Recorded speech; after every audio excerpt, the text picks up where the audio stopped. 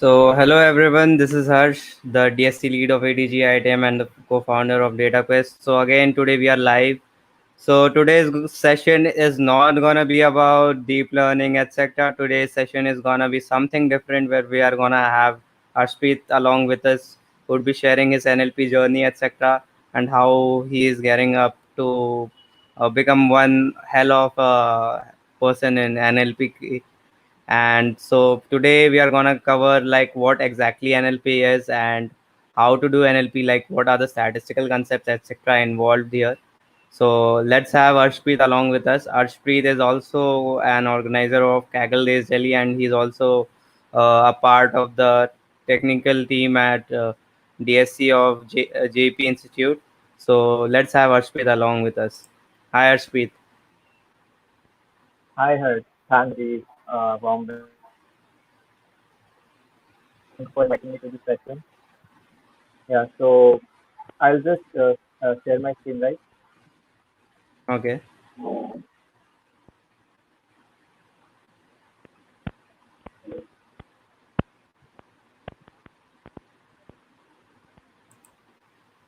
Is it visible now? Yeah. Sure. Oh, can you please see?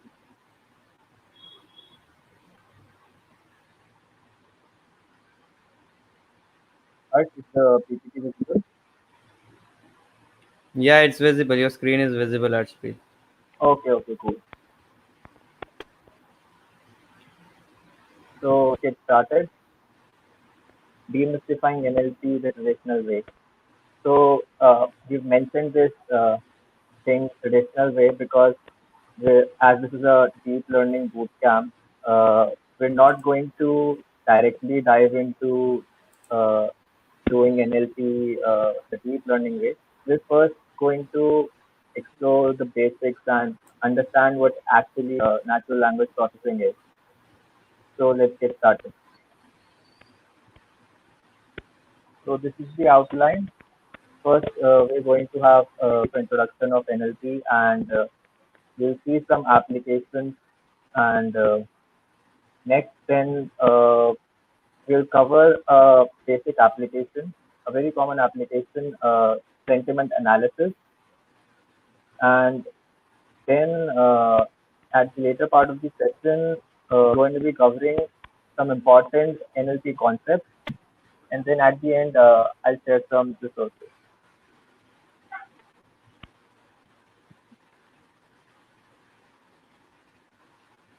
So, what is natural language processing? So, it falls under the broad umbrella of artificial intelligence. It deals with data and helps us understand and interpret text data. So, if you read this exact definition, natural language processing or NLP is a field of artificial intelligence that gives the machine the ability to read, understand, and derive meaning from human languages. See, if we break this if we break this into two terms, natural language and processing. So, natural language is something we used to communicate, right? And processing it was computers do to understand and process data basically.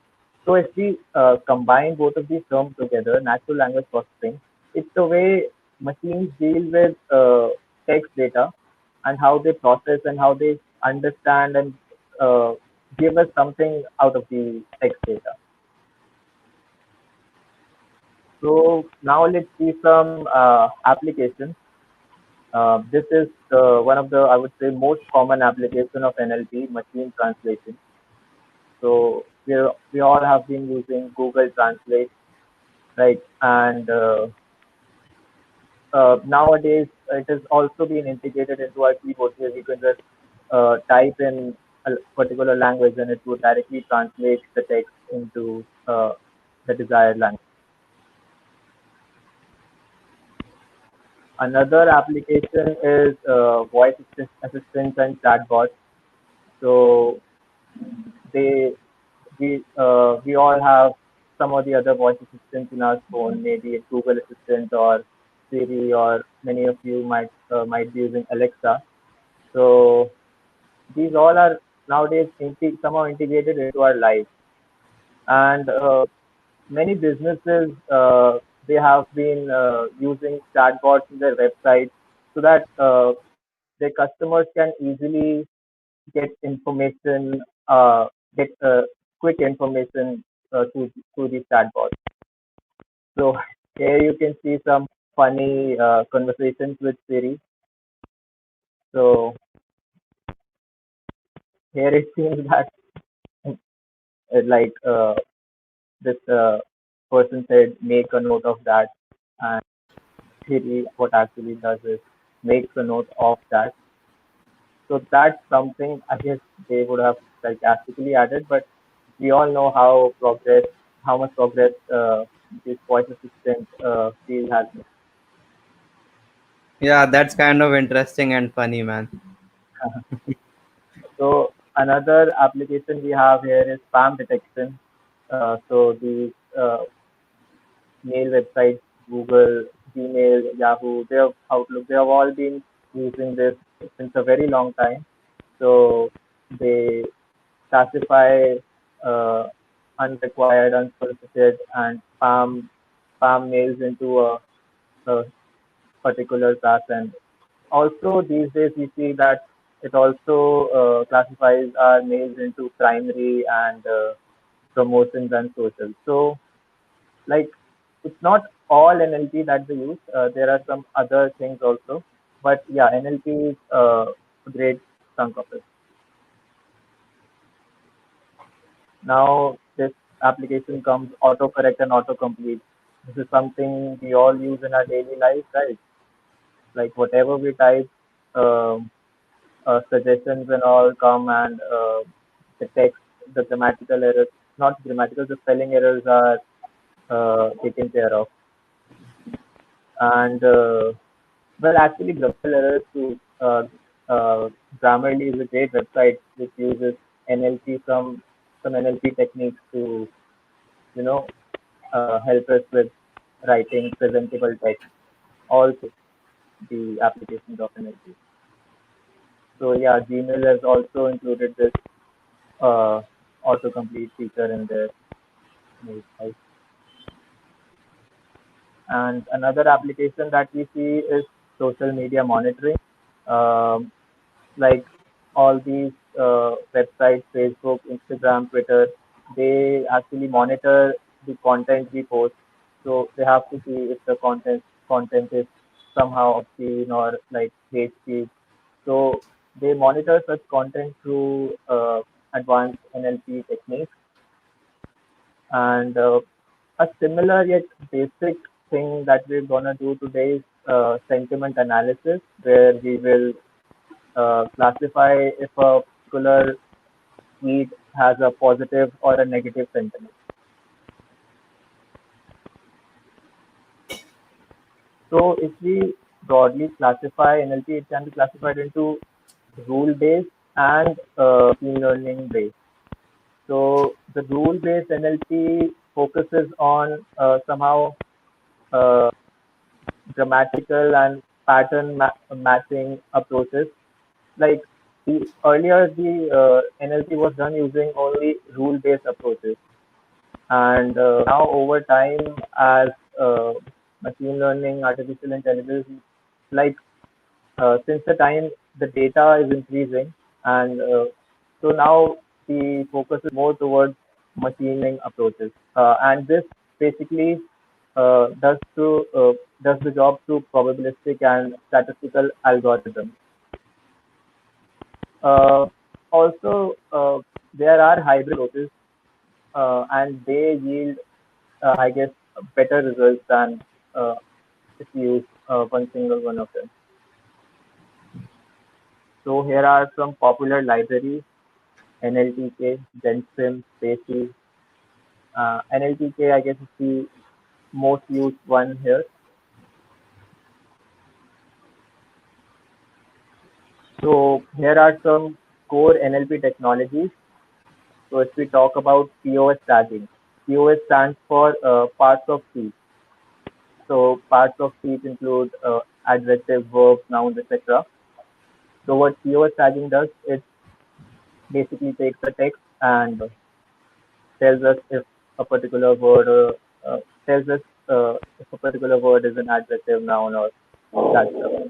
And another one we see is topic modeling. It's kind of an unsupervised approach where it tries to extract keywords from the text, and like we can specify how many number of topics we want to extract from the text, and uh, through unsupervised approaches it gives us a brief, like what could be the topic of a particular text. And then if we talk about text generation, uh, text generation is somewhat, you could say like autocomplete is a good example of text generation, where we would have to predict what could be uh, the next word or phrase, and we have to generate that. And syntactic parsing. So parsing is basically uh, breaking the word into its components. So this helps us in understanding and deriving meaning from the text. And named entity recognition. So what it does is it classifies text into, like, if a particular word is an organization or a location or a date, stuff like that.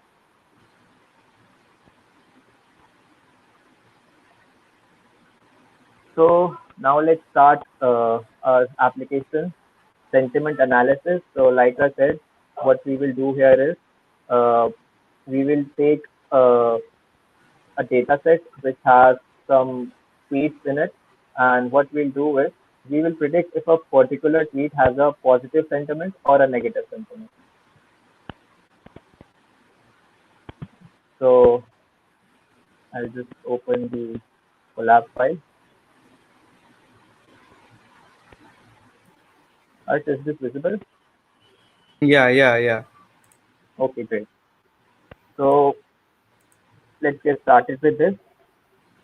If we talk about the NLP pipeline, first we what we do, we fetch data, we collect data, right? So, and the next step is data cleaning and data pre-processing, because uh, as you can see, uh, the data is not always so, like, according to our needs. So we have to do some pre-processing stuff, and then we have to extract features, because you know machine cannot understand text data, right? Our model cannot understand text data, so we need to generate features so that, and in numerical features basically, so that we can feed our model something to train on. And then comes our model training, where we will train our models and basically try to classify uh, our sentiments, and then we'll finally evaluate our model. So uh, here you can see I've imported uh, this text file.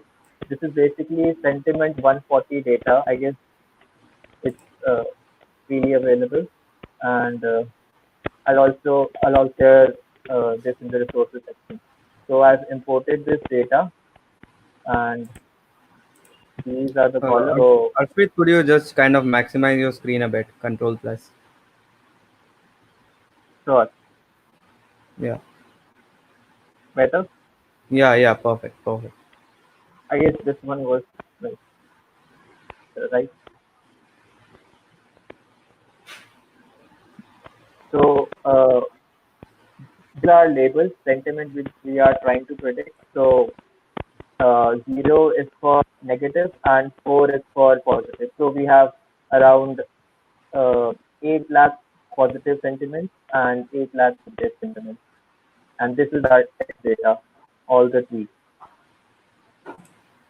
So this is our test set, and it has around 500 tweets. So this also has, as you can see, the sentiment also has a value too. It stands for neutral, not positive, not negative, but a neutral. So as we have only 0 and 4, like positive and negative in our train data. So we will drop this from our S data. And also it makes it easier to train our model. So I've taken this, as it was a very large, train data was very large, so I've taken 10% random data from the training data, and this is the first tweet you can see, and it also has equally labeled positive and negative tweets. So now let's try let's try building a word cloud. So word cloud is basically uh, presenting important important keywords from a data into a like more visually attractive form. And I've uh, also used some masking techniques here. So first I'll show you the word cloud. So this is a kind of the most common words you can see in the tweet, and I've masked this over the DSP logo. So let me explain how this is done. So uh, actually, I've taken this image, the DSP logo, and first what I had to do is I took all the tweets, and uh, actually word cloud takes all the data in a single string. So I took all the tweets and joined it into a single string. So this is the length of the whole string. It's really huge. And then here we build the word cloud. So this is the library, and we also imported stop words. So stop words are something that very common words that occur in a text that maybe they do not give uh, do not provide enough context. So we try to ignore stop words in our data.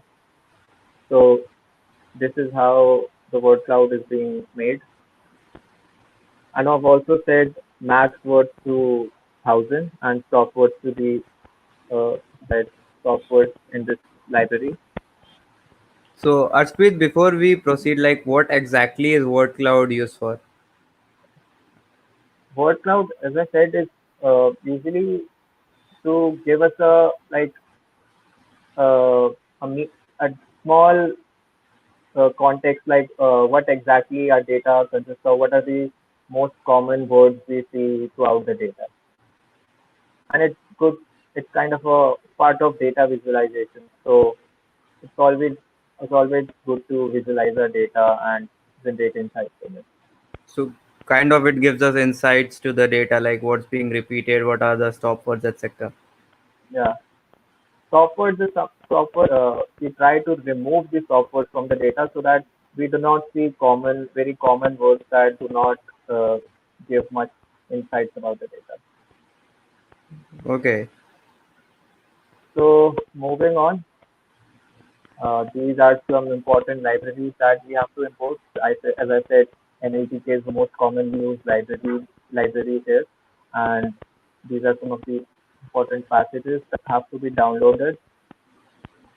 And so, as I said, we have to first, after importing our data, we have to clean it and pre-process it.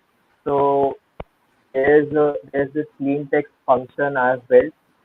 So it does some like a lot of stuff. So the first is lower cases all the data, and second, here we see is we remove through the use of regular expressions. We remove all the links in the data, and then what we're doing here is we're removing all the mentions, like whatever text has at the rate and following letters. So it removes that because that won't give us much information. And then what we're trying to do is we tokenize our words and sentences. I will explain all of this in the later part of the session. So you can see this is a whole pre-processing cleaning function, which will like you can see here. So it cleans the data. It has removed stop words and it has removed all the links and mentions all of that. Also, it is being lowercase. So now that we have cleaned our data, uh, we need to build features like our machine won't directly understand this text data. So we need to do something to feed our models. So here I've split the data, and so to generate features, we are going to use count vectorizers from the epsilon feature extraction library. So what count vectorizer does is it basically takes our whole vocabulary of data and divides it into a sparse matrix, and it's kind of a like it creates an array for every tweet that this word is present. So it would if a word is present, so it would assign it a zero. If it is present, it would assign a one value, and if it isn't present, so it will assign a zero value. I will also explain all of this part in the later part of the session. So here we have built some features, and this is what it looks like. This is a part of the whole vocabulary. So now that we have created our features, we need to we need to feed it to our model. So and predict the outcomes and check how well our model is doing. So for this, I've used this logistic regression classifier. So as we can see, I've fitted the data and predicted the outcome. So it gives us a good enough accuracy on our test set. So these are the true positive, like uh, the model, if our tweet was positive, so the model also predicted positive and false negative, all of that. So we can see that our model performed quite well. So like if we try to, you know, now take a random tweet, random text, and try to predict a particular, try to predict whether it has a positive or negative sentiment. So, like this is the text. NLP is fun. I love it. So we uh, what we assume that it would predict a positive sentiment. So as we know, 4 is for positive sentiment, right? And 0 was for negative sentiment. So if we change this text, so NLP is boring. I hate it. I don't Well, like. Earthspeed doesn't hate NLP, to be honest. I'm just doing this to show if what. So this shows 0, like which shows it has a negative sentiment. So we can see that our model has been trained, I guess, well enough to classify if a particular tweet has a particular text has a negative or positive sentiment. So moving on, now what we'll do is we'll we'll understand some basic concepts, some of these which we covered in this sentiment analysis file. So now we'll move on to the now we'll move on to this part of the session. So here again, I reported these libraries and got the got the data. So let's start with regular expressions. Regular expressions is an important part of text preprocessing. So, like, let's see an example. So, this is our first bit of the data set. So, we do not want mentions because this won't give us any, it won't give us any insight of the data, out of the data. So, if we want to remove this mention, so what we'll do is we'll use the RE library, and which is sub function of the regular expression library. And what we'll do is uh, we'll try to remove all the words which start with at the rate, and this slash capital S stands for anything but white space. So if there's anything, a letter or a number, anything rather than a white space, it would replace it with a blank thing. So this whole at the rate switch put is replaced, and uh, it is replaced and removed from this text. So now if we want, we also don't want to see this string in our data. So we use the same re dot sum function, and we remove anything that starts with s or ww with link. So you can see that the link has been removed. And another thing could be that if uh, if we only need to find who has been tagged or who has been mentioned in a particular tweet, then we can use this re.findAll function. So what it will do is, like here re.sub, what it did is that anything that starts with at the rate, it replaces it with a blank character, and re.findAll is it will find all the occurrences of such mentions in the tweet. So here I have built a function. So not a function. I basically have tried to uh, get all the mentions in in our data, and I've assigned it to one. So these are the number of mentions that we saw in the tweet. So now if we want to see who was the most, which was the most mentioned account, so we'll do it using a function called counter. So we have imported this counter package from counter thing from collections package. So and it has a attribute most common, which gives us the, so what actually counter actually does is it builds somewhat of a dictionary, and it assigns a particular value, like how many times a particular uh, word or word occurred in the text. So when we use this common, so solve our purpose and gives us common state. So here you can see some of the Miley Cyrus, Jonas Taylor Swift, some of the most common mentions that were found in the tweet. So uh, let's apply the same thing for hashtags. If you want to find the most used hashtags, so what we'll do is re.findAll hashtag and anything else in a white space. So it could be any character. So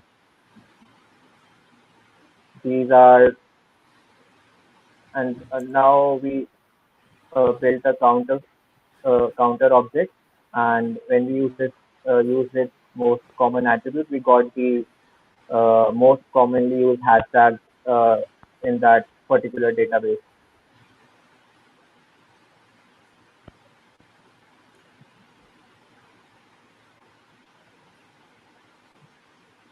We can see some really weird hashtags here.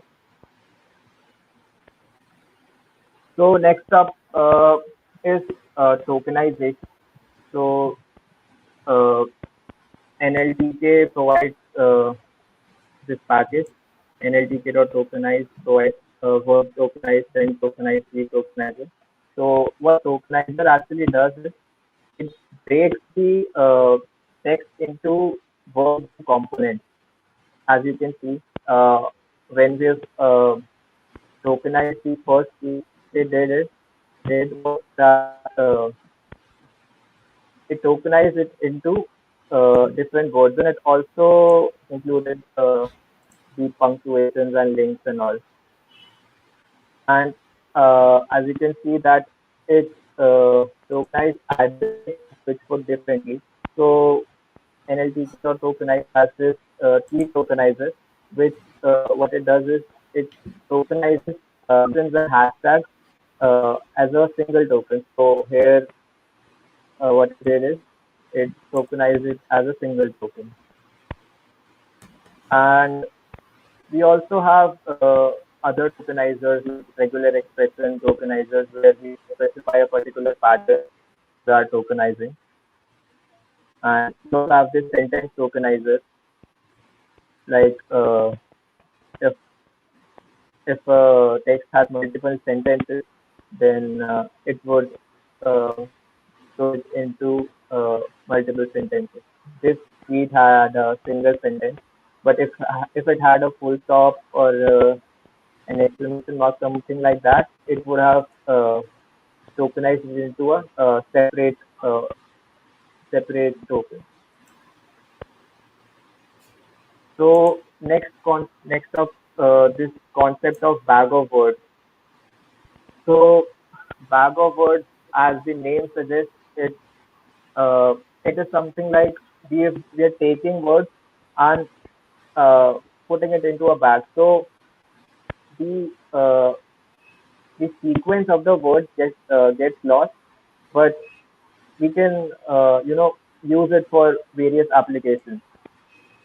So if we see that uh, first we need to uh, process our text.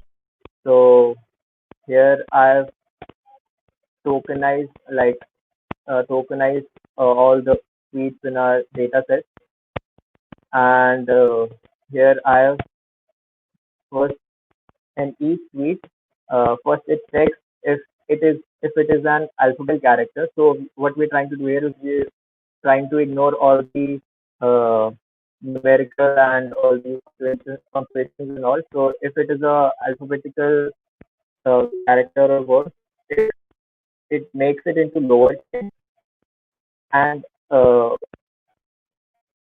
it makes it into lowercase, and then it puts it into the tokens. So here is the outcome. So here are our first 10 tweets which are tokenized.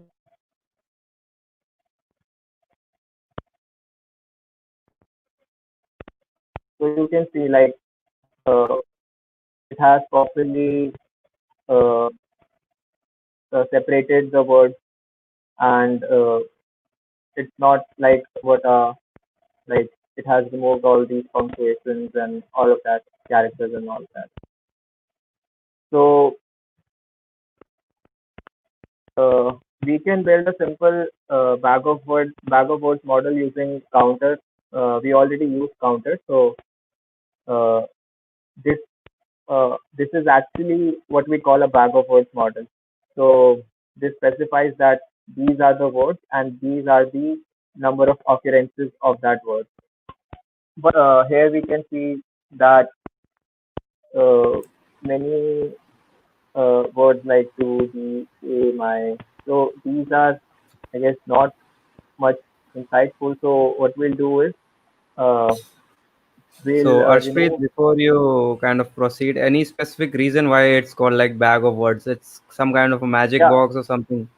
yeah. That's why I Mhm. said it's a bag of words because it loses sequence. Like these are all just randomly placed here. So the text loses its sequence. So it's just uh, a, a kind of a dictionary which tells us that this word has been has occurred this many number of times in our data set, but it does not tell us something about its sequence. Like we do not know how the words occurred in the original T. Okay. Yeah. So now what we wanted to do is remove all these unnecessary words. So we again imported this stop words from the NLTK library, and we again perform the same operation, that we lowercase the text, we tokenize it, and we check if it is uh, alphabetic or not. And one thing we added is, if the particular word is not in stop words, then only it will add it to the tokens list.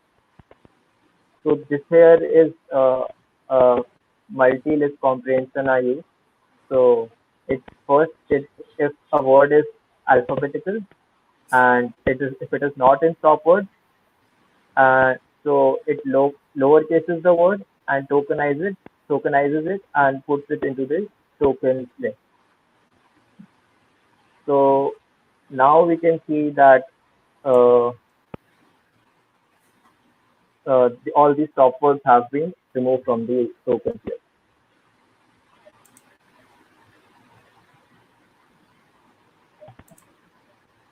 Now another very important concept is stemming and limitization.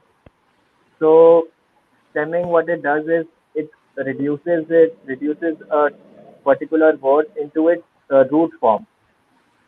So root, you may call it root or stem. So it reduces it into its root form, but this may sometimes lead us into losing the exact meaning. So if this is our text, stemming is the process of reducing inflection. So if we stem this particular text, so we can use these Potter stemmers from the NLTK library. And if we stem every word in this text, so you can see that this stemming word is reduced into stem, and this reducing word is reduced into reduc.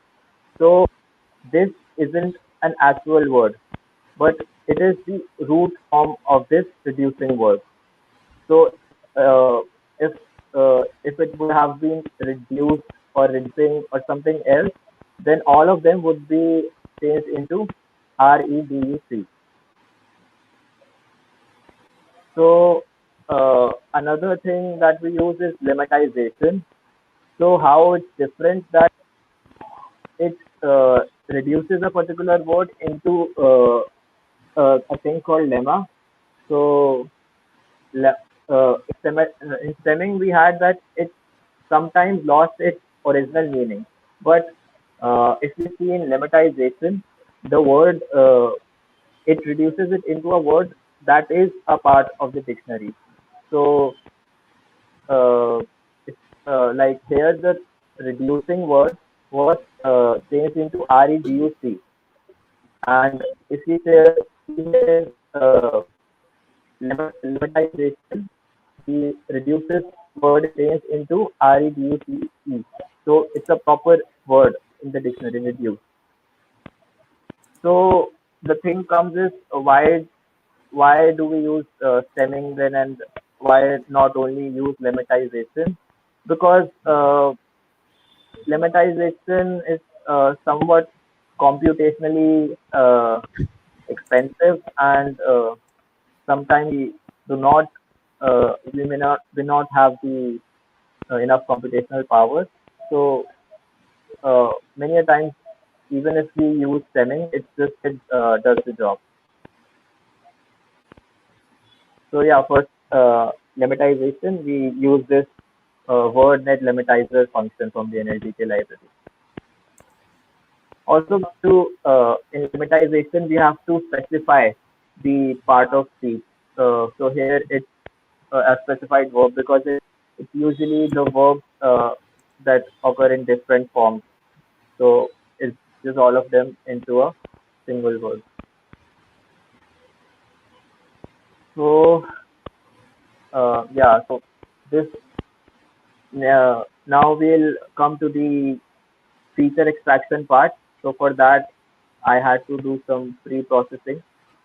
So this is the same stuff that we did just now. We removed the links, we removed the mentions, we tokenized the word, we lowercase it, and then we check that if we removed all the stop words, we removed all the digits and punctuations, and then we finally limitized the data. And for count vectorizer, we also then split our data into test and train sets. So now finally coming to count vectorizer, as I said earlier, what it does is uh, it creates somewhat of a bag of words model in a matrix form. So it creates a sparse matrix, uh, and every row contains if a particular word from the vocabulary is present in that particular tweet or not. So if it is present, it will show us 1, and if it isn't present, it will show 0. So this is the count vectorizer function from the sklearn feature extraction library. So here I specified maximum document frequency, max CS. So what it does is if a word occurs in more than 75% of the total data we have, then it will ignore that particular word. And so we can use this get feature names uh, attribute to get the get all the words from the data set.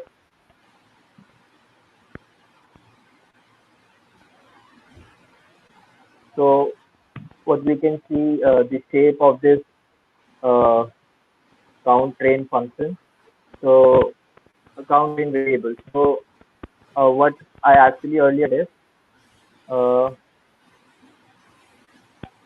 I took around 1,000 tweets for our data set, and I put 700 around 70% into our train set. So if you see here, uh, the count train has a shape of 700 by 1967. 700 is the number of tweets, and 1967 is our vocabulary. Basically, the total words uh, that we found from the all the data after all the pre-processing. So these are all the features that we have. So as you can see, the part metric, and if we want to see how the whole matrix, then we can use this toDense function and see the whole matrix. It as it is a sparse matrix, so it's all filled with zeros, and there might some uh, ones and all in between. So let's come to another really important concept, n. So what n-grams is, it is a sequence of words. So if we see unigram, it is a single word. If we say bigrams, then it is a sequence of two words. And if we consider trigrams, it is a sequence of three words, and n-grams is a sequence of n words. So why we use n-grams is because uh, a single word may not uh, like two together may make may give us a different meaning rather than a single word random single words being put together randomly. So here to include n-grams in this count vectorizer, we specified the range that it will have n-grams from 1 to 3. So it will cover unigrams, bigrams, and trigrams. we've added this into our count vectorizer. So here we can see that single, double, and triple sequences are included. So this provides us more insights and makes our model more accurate.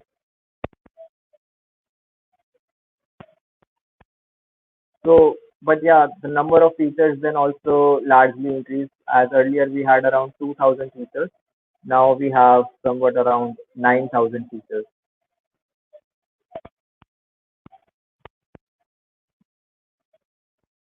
And next comes TF-IDF vectorizer.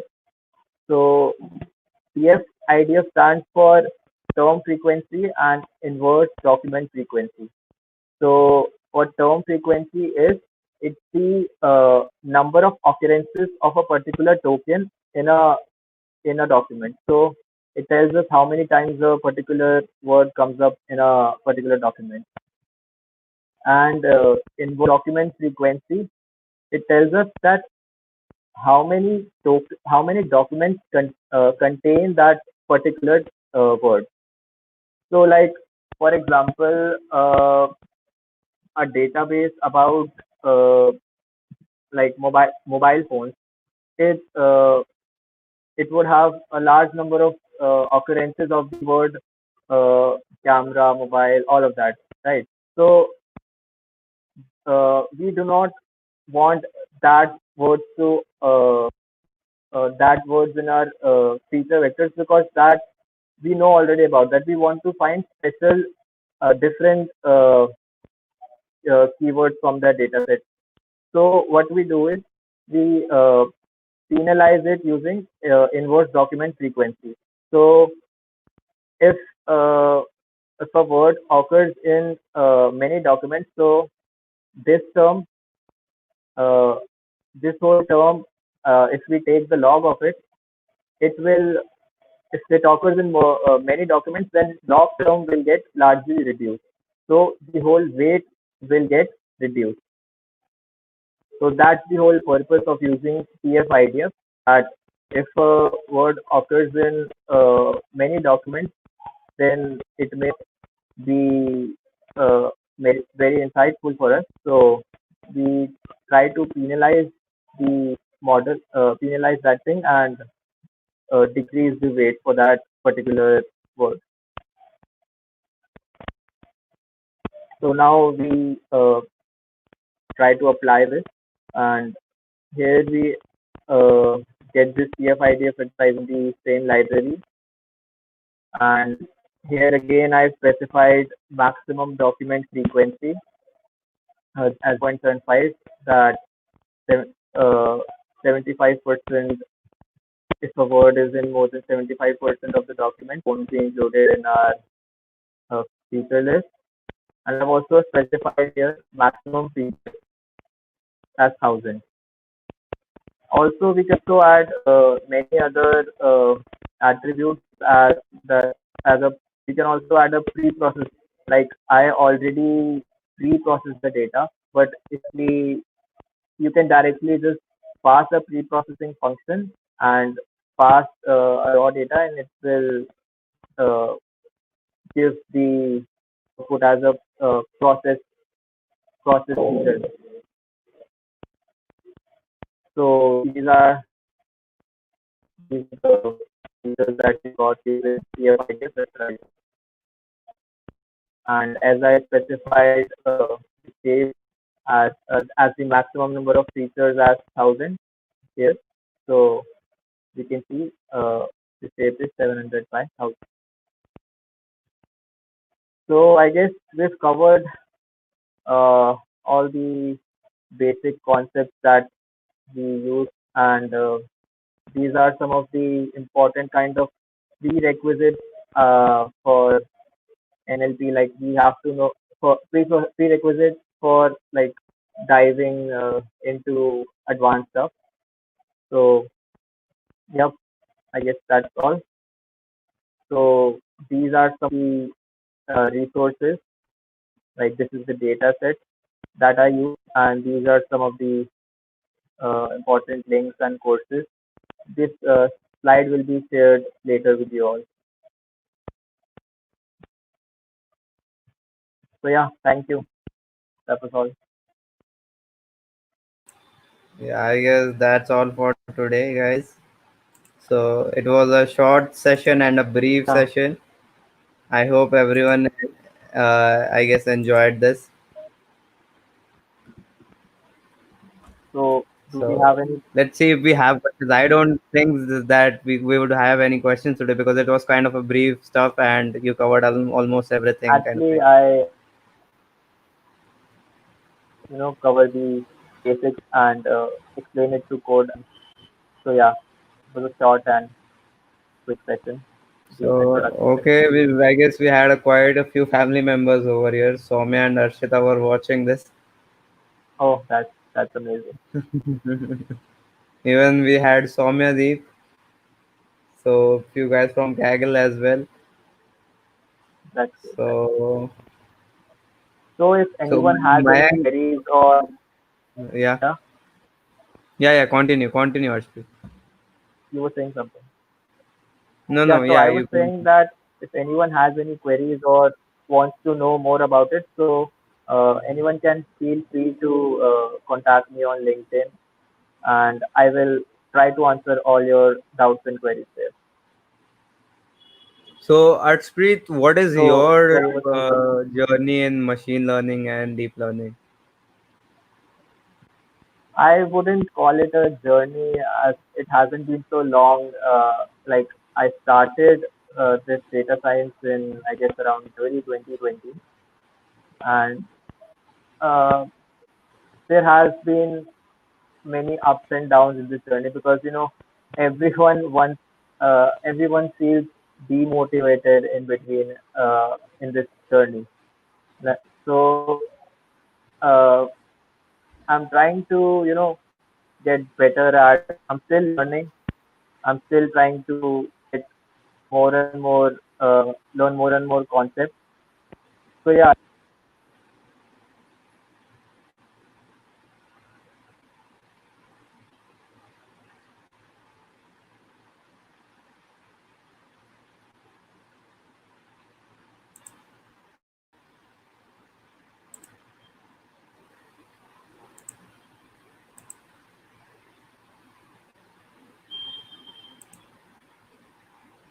I believe we have some network issues from Arshpreet side. We'll wait for a few more seconds and see if he could join in again.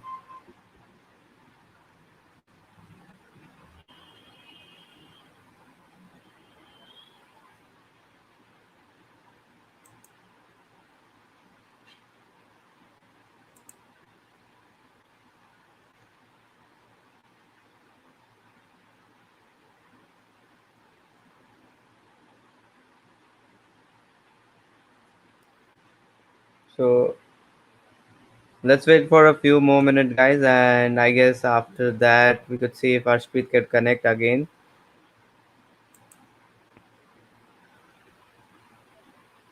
Arshpreet, can you hear me?